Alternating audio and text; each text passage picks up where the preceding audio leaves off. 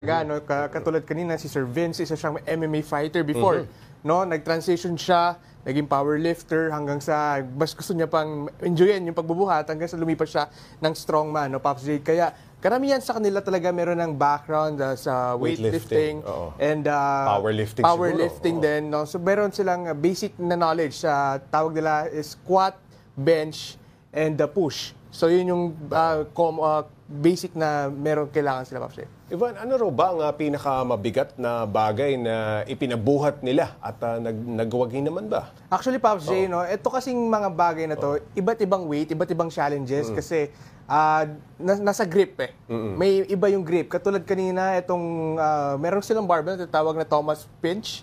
Basically, isa siyang barbell na 1 inch yung taba ng handle. So, challenge siya kasi hindi mo mahahawakan ng buo. Hindi mo mag-grip ng maayos. So, pag binuhat mo siya, parang matitesting din yung grip mo, hindi lang yung raw power mo. So basically, maraming tinitest. Pero so may estilo kung paano mo bubuhatin yung ipapabuhat sa'yo. Tama ka dyan, Pops. May style. Pero yung iba kasi talaga, pag hindi talaga kaya ng technique, raw power yung ginagamit. So yung iba, nag-PPR ng 270 kilos.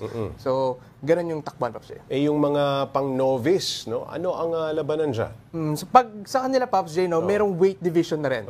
No, kasi yung iba, no, hindi kasi yung kunyari nasa 70 kilos ka, may hirapang kalabanan yung mga open category, yung mga nasa 100 plus kilos. Kasi usually ang binubuhat ng kayang buhatin ng isang katawan is sa kanila is 3 times its body weight.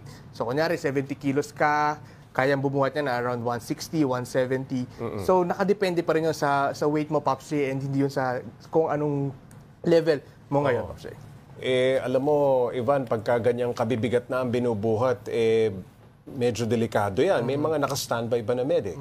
Pops J, pag may event, no, laging merong, for sure, may mga medic na naka-standby. Kasi, of course, safety, yung isang kanilang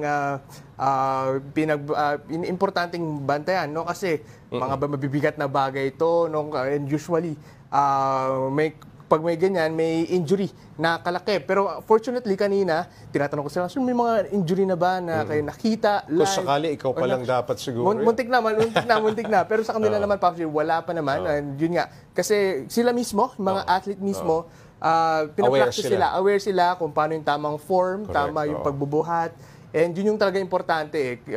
Yung mas alam mo dapat yung dapat gawin, and additional na lang, yung may mga emergency na nakastandby. In fairness, nabuhat mo yung 35 kilos. Okay, maraming salamat, Mobile Journal Ivan Tarinque.